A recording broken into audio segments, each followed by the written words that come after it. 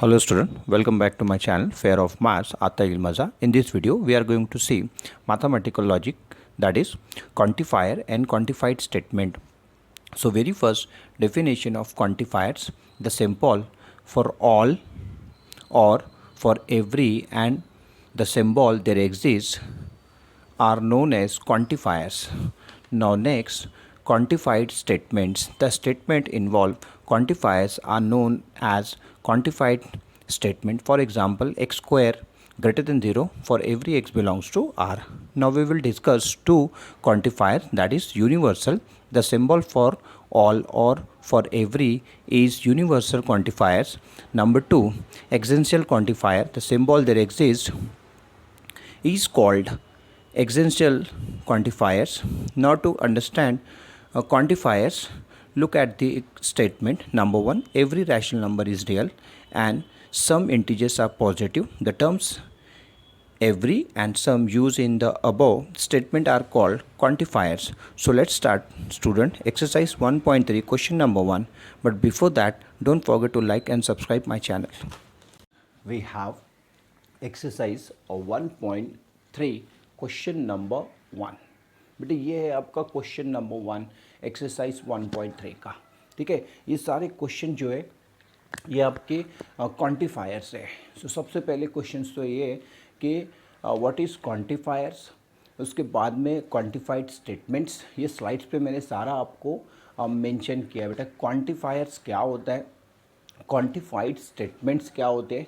ठीक है, तो वो स्लाइड्स को आप पॉज करके उसको अच्छे से समझने की कोशिश करें.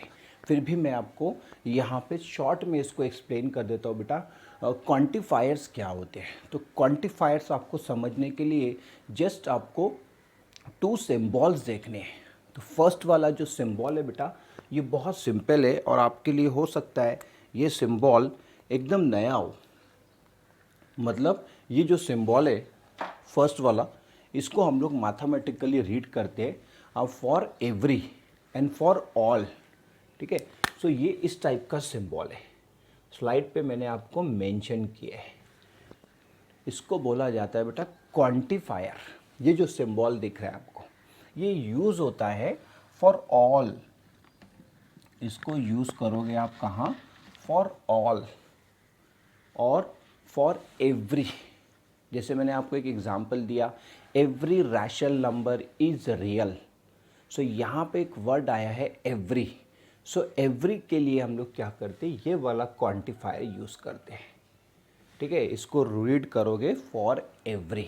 एक और एग्जांपल दिया है मैंने आपको, x square greater than 0 where x belongs to R. So यहाँ ऐसे लिखना चाहिए फॉर एवरी. ठीक है, फॉर एवरी यहाँ आना चाहिए.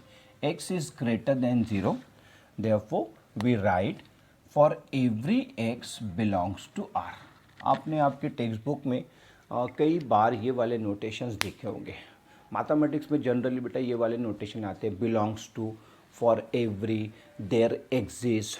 ठीक है, तो उन्हीं को बोला जाता है क्वांटिफायर्स. तो उसमें से एक मैंने आपको बताया ये है for all and for every, इसको बोला जाएगा क्वांटिफायर. ठीक है, तो ये फर्स्ट वाला जो है इसको यूनिवर्सल क्वांटिफायर बोला जाता है. नाउ सेकंड क्वांटिफायर है आपका देयर एग्जिस्ट. तो इसका साइन थोड़ा सा आप अच्छे से देख लो क्योंकि आप फर्स्ट टाइम इसको देख रहे हो. बेटा इसको पढ़ा जाता है देयर एग्जिस्ट. ये देयर एग्जिस्ट है. देयर एग्जिस्ट का मतलब होता है एटलीस्ट, कम से कम, है ना. इसका अल्टरनेटिव अगर निकालो आप, सो आपको देयर एग्जिस्ट का मतलब मिलेगा एटलीस्ट वन, कम से कम एक. सो यहाँ ये क्वेश्चंस में आपको ये इसका मीनिंग समझ में आएगा. सो ये जो सिंबल है इसको बोला जाएगा एग्जिस्टेंस क्वांटिफायर और ये यूनिवर्सल है बेटा.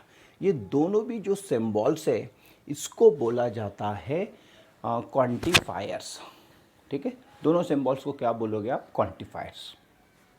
साथ ही साथ क्वांटिफाइड स्टेटमेंट्स क्या होते हैं बेटा, मैंने आपको डेफिनेशन ऐसी बताई है क्वांटिफाइड स्टेटमेंट की, एंड स्टेटमेंट इन्वॉल्विंग क्वांटिफायर्स. सो ऐसे स्टेटमेंट रहेंगे बेटा जिसमें क्वांटिफायर्स रहेंगे. जैसे आप ये एग्जांपल्स देखो, इसमें क्वांटिफायर्स है.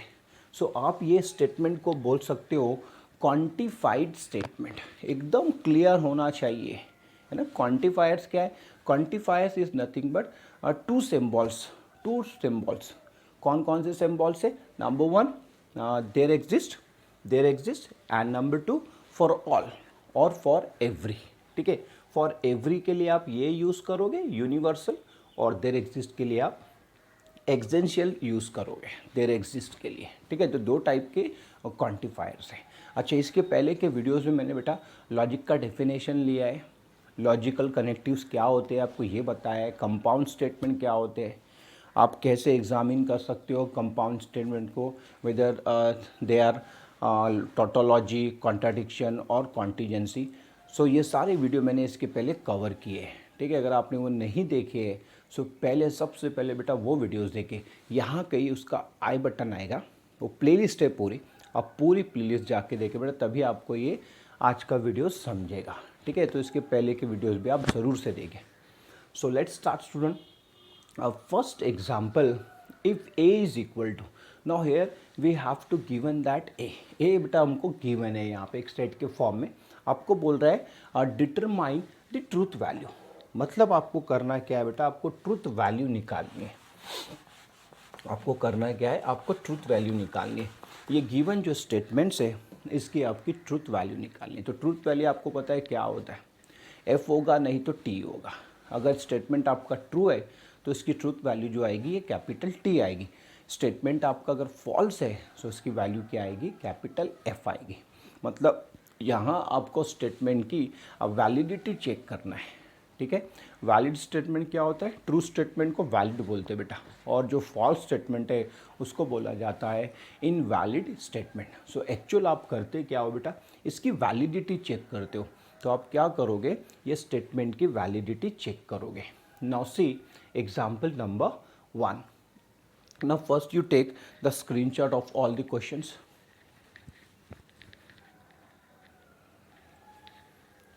Now observe carefully what is our first example. बेटा एग्जाम्पल नंबर 1 समझना पड़ेगा आपको। आपको बोल रहा है देयर एग्जिस्ट, मतलब यहाँ पर क्वांटिफायर आया है देयर एग्जिस्ट। ये जो देयर एग्जिस्ट आया है बेटा ये आपका क्वांटिफायर है। There exist x belongs to A, ठीक है। बिलोंग्स टू का मतलब तो सब कोई समझता है बेटा, बिलोंग्स टू मतलब रहना, है ना, उस स्टेट में कंटेन करना, मतलब आपका एक्स जो है ए में कंटेन कर रहा है। एक्चुअली ये सेट्स थ्योरी है, तो इसके लिए आपको सेट्स थ्योरी और 9th में पढ़ते हो आप, वो अच्छे से आना चाहिए बेटा। सेट्स थ्योरी में हम लोग जनरली ये वाले नोटेशंस यूज़ करते हैं, X belongs to, X does not belongs to. So belongs to का मतलब है रहना, जैसे यहाँ पर आप लिख रहे हो ना एक्स बिलोंग्स टू ए, इसका मतलब है कि x is a element of A, है ना। एक्स क्या है बेटा, ए का एलिमेंट है। सो यहाँ पर आपको बोल रहा है देयर एग्जिस्ट, सामने क्या लगाया है, देयर एग्जिस्ट लगाया है, क्वांटिफायर लगा दिया सामने, देयर एग्जिस्ट बोल रहा है आपको। देयर एग्जिस्ट मतलब एटलीस्ट, कम से कम एक एलिमेंट है जिसके लिए ये क्या हो रहा है, ये कंडीशन सेटिस्फाई हो रहा है, x minus 8 equals to 1। So x की वो कौन सी वैल्यू है बोलता है जिसके लिए ये वाली कंडीशन सेटिस्फाई हो रही है। फॉर व्हाट एलिमेंट और for which element this condition is satisfy. कौन सा एलिमेंट है बेटा, तो बहुत सिंपल दिख रहा है मुझे यहाँ पर 9 क्या कर रहा है, इसको सेटिस्फाई कर रहा है। सो देयर एग्जिस्ट का मतलब समझो आप, देयर एग्जिस्ट का मतलब होता है एटलीस्ट, कम से कम एक एलिमेंट ऐसा है जो ये कंडीशन सेटिस्फाई कर रहा है। सो यहाँ क्लियरली दिख रहा है। अगर आपको इसका रिप्लाई देना है सो आप लिख सकते हो फर्स्ट वाले को, for x equals to 9 belongs to A, for x equals to 9 belongs to ए।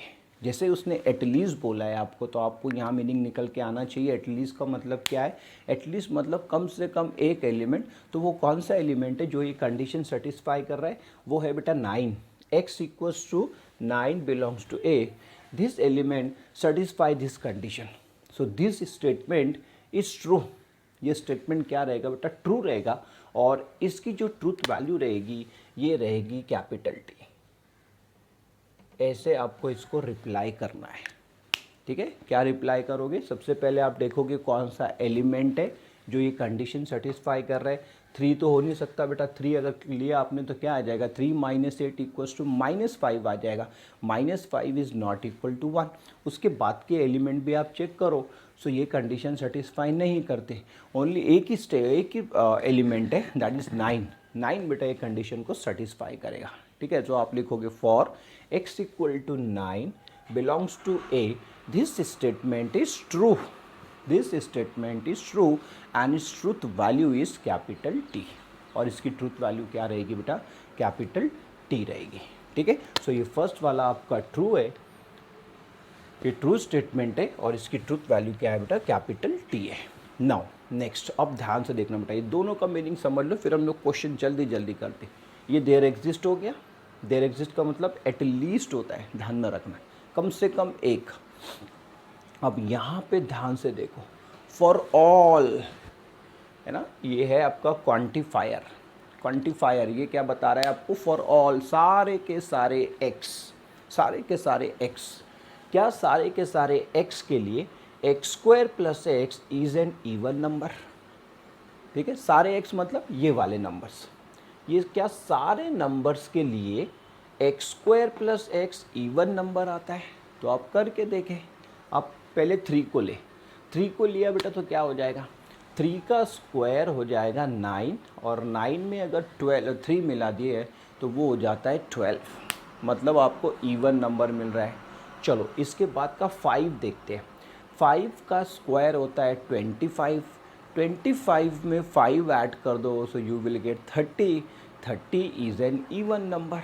सो ऐसे ही बेटा आपको देखते जाना है, 49 देन 9 11 एंड 12।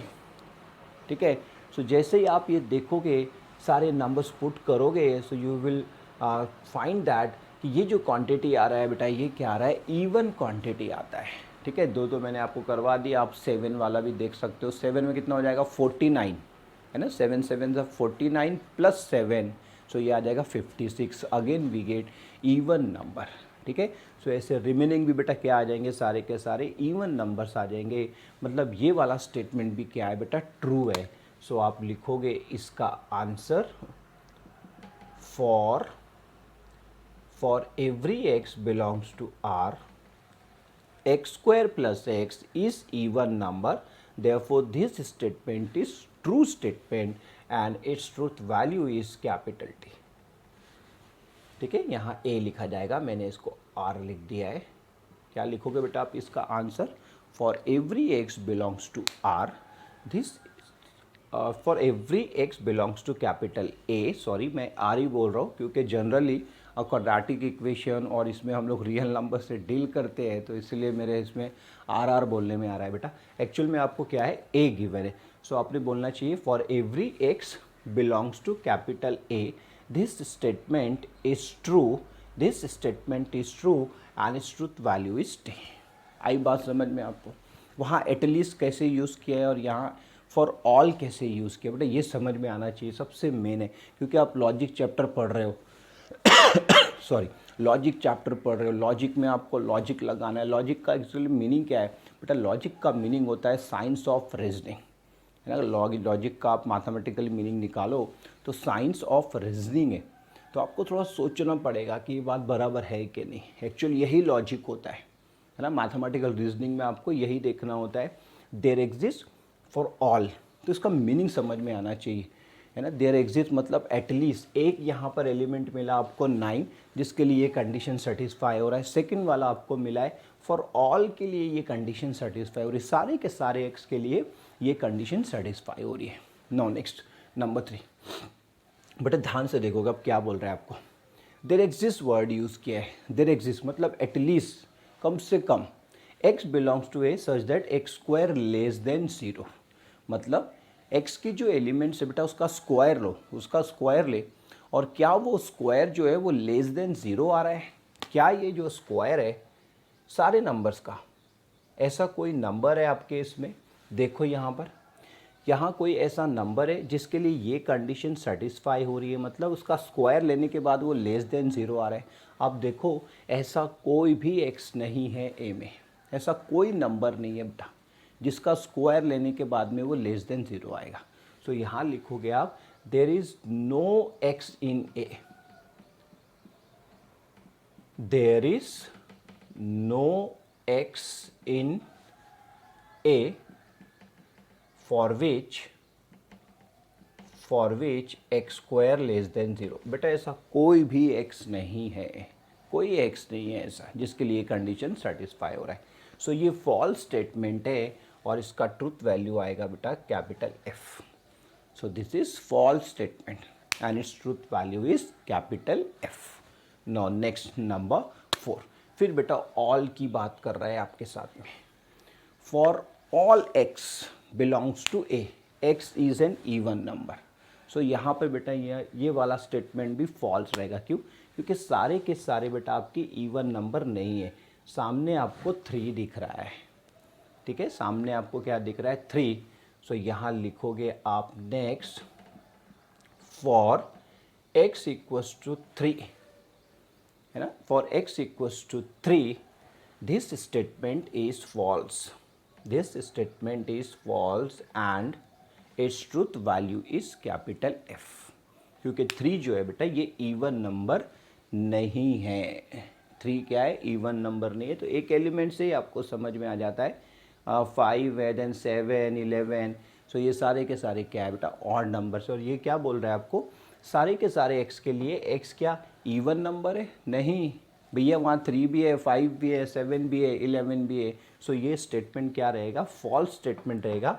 और इसकी ट्रूथ वैल्यू जो आएगी बेटा ये क्या आएगी? कैपिटल F आ जाएगी. No next number 5. There exist, फिर लाया बेटा देयर एग्जिस्ट वर्ड लाया. देयर एग्जिस्ट मतलब एट लीस्ट वन, कम से कम एक. There exist x belongs to A such that this condition is satisfy. मतलब 3 से क्या करोगे? x को मल्टीप्लाई करोगे, उसमें 8 क्या करोगे? ऐड करोगे. सो वो क्वांटिटी जो है बेटा ग्रेटर देन 40 आना चाहिए. सो वो कौन सा एलिमेंट है जिसके लिए ये चीज़ हो रही है? ये कंडीशन सेटिस्फाई होगी. 3 के लिए होगा क्या? 3 3 9, 9 प्लस 8 17 होगा बेटा. 17 लेस देन 40 है. आप देखो 11 से करो. सो 11 से क्या हो जाएगा? 33. कितना आ जाएगा ये? 33 प्लस कितना आ जाएगा? 8. 33 ये कितना हो जाएगा? 33 और ये आ जाएगा आपका 8. सो 11 into 3 plus 8 that is 33 plus 8. So you will gate 7. कितना आ जाएगा? 41. चलो इसके लिए भी ये कंडीशन क्या होता है बेटा? सेटिस्फाई होता है. सो आप लिख सकते हो for all x equals to 11 और x इक्वल्स टू 12. ठीक है, दोनों के लिए कंडीशन क्या हो रहा है बेटा? सेटिस्फाई हो रहा है. तो आप बेस्ट है 12 के साथ जाओ. 11 पे आप लिख सकते हो क्योंकि ये 41 आ रहा है.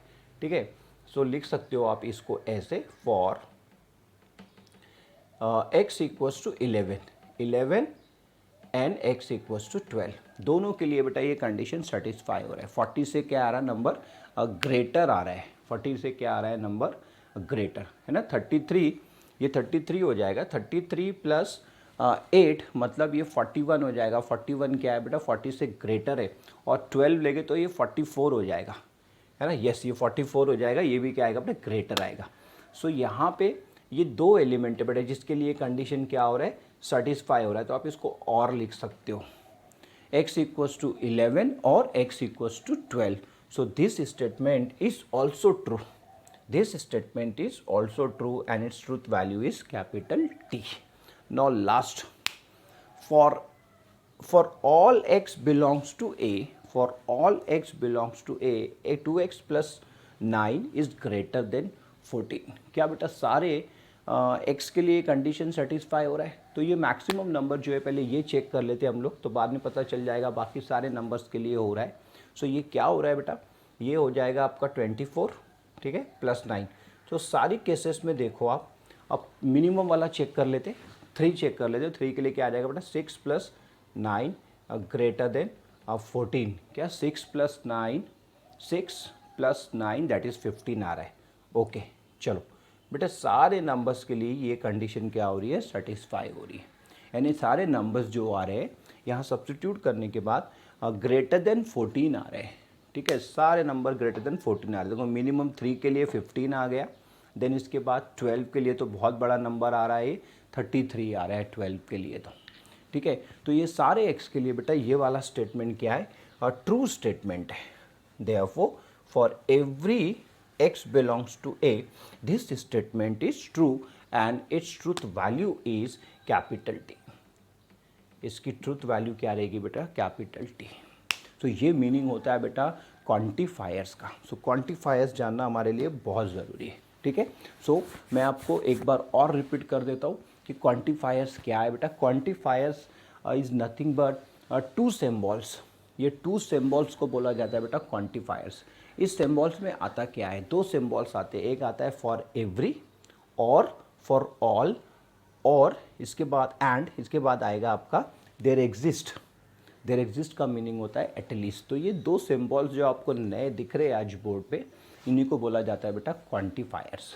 और क्वांटिफाइड स्टेटमेंट क्या होते हैं, यानी स्टेटमेंट इन्वॉल्विंग क्वांटिफायर्स, मतलब जिसमें ये सिम्बॉल्स आता है उनको बोला जाता है क्वांटिफाइड स्टेटमेंट। आई होप बच्चों आपको आज का वीडियो समझ आया हो और साथ ही साथ अच्छा लगा हो। अगर आपको आज का वीडियो अच्छा लगे बेटा ज़रूर से इसको लाइक करें और चैनल को सब्सक्राइब करें। See you next video, till then bye.